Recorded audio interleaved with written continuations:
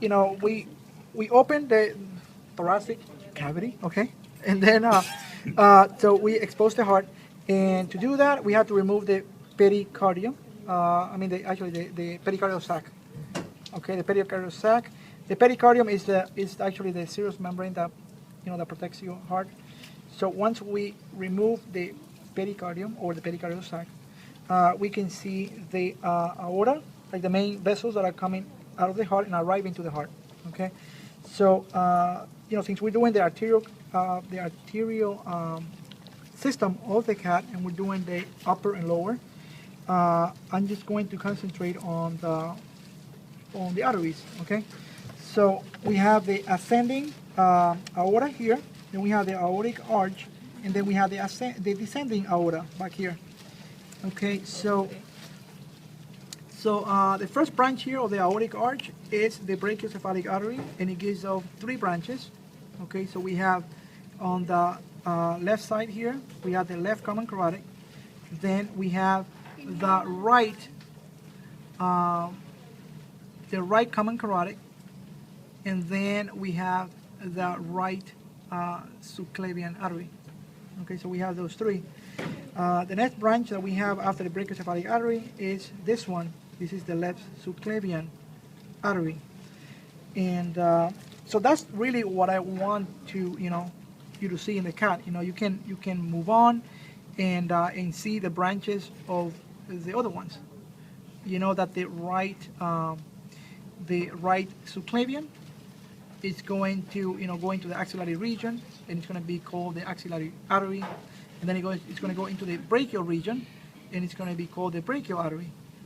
You have many other branches, that supply the shoulder and different, but yes, that just takes time to dissect. Okay, so I'm not going to go too much in there. Probably next time, we can expose more of this, and then we can have something more substantial. Okay, so but basically what I want you to see is the main vessels, and that you can see the difference between the human and the cat. The human has three vessels here, three branches of the aortic arch, but the cat has only two. Okay, so mainly you can see the differences, and you can see that in the cat.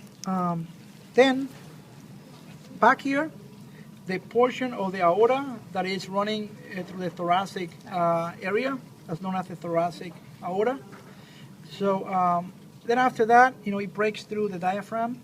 I mean, actually, not really breaks through the diaphragm, it's behind. Once it passes the diaphragm, then it's known as the abdominal aorta. And the first branch of the abdominal aorta is this one here. It's this one, and that is known as the cephalic, well, not the cephalic, the celiac artery or celiac trunk. So the celiac trunk is going to give rise, it's going to branch into three other arteries. You remember what they were?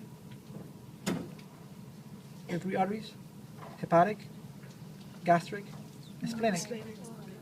Okay, so then you have to know what they supply. Okay. So those three coming from the thoracic. That's coming from the celiac artery, which is the first branch of the abdominal aorta. So that'd be like a digestive system. Okay, so basically it supplies like the organs, like some of the accessory organs in the digestive system also. So for instance, in here, in my notes, you can see the hepatic artery supplies the liver, gallbladder, stomach, and pancreas. Okay, so the liver and the gallbladder, stomach, and pancreas. Then we have the gastric artery supplies the stomach, and then we have the splenic artery, which is the largest of the three, and you can see that here. It's the largest of the three. So the splenic supplies what supply? The spleen, pancreas, and stomach. Okay.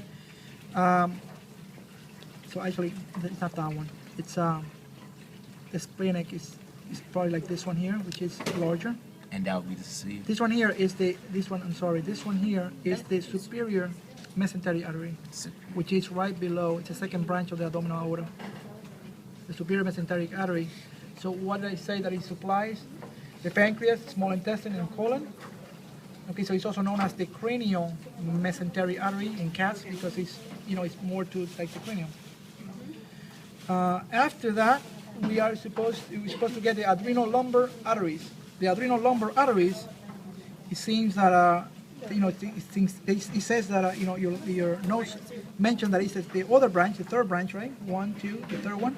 So that should be that one, the adrenal lumbar arteries. Then we have the renal arteries. So right here we have the renal arteries. So here's one, the renal artery for the left kidney. So we're supposed to have another one, another artery, another, for the right kidney. We haven't exposed it, I just exposing the left side.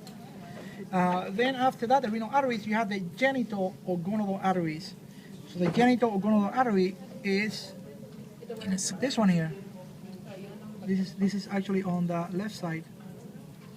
So as you move down here, we're supposed to have another branch.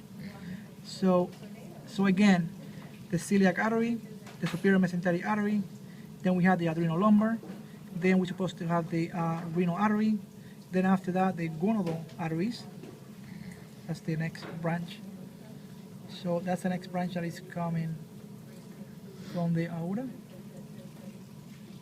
Okay, and then we keep moving below, and we're supposed to have another branch.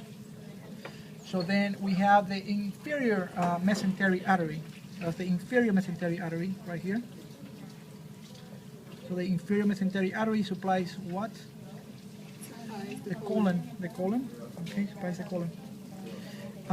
We keep going down. And then we have the iliolumbar arteries. So the iliolumbar arteries should be this one here. Iliolumbar should be that one. So you have on both sides. Iliolumbar arteries. So the iliolumbar artery supplies muscles of the dorsal body wall. The internal and external iliac arteries. So right here, we have the internal and external. So we have the right and left external iliac artery, and then we have the right and left internal iliac arteries. Okay, so the internal artery supplies the rectum, right? So after this, we have so the external iliac artery branches into the deep femoral and the femoral artery. So now we're going into the femur. This is the femur here, right? So so now we're having the femoral artery, but we're supposed to have one that is superficial. Like actually, it's over here, because this one here is still the left external iliac artery. So we have here, notice that we have a deeper one. See, we have a deeper one here. So we have a deep femoral, and we have a superficial femoral artery here. That's what it is saying there. So it gets branches into the deep femoral and the femoral artery. The deep femoral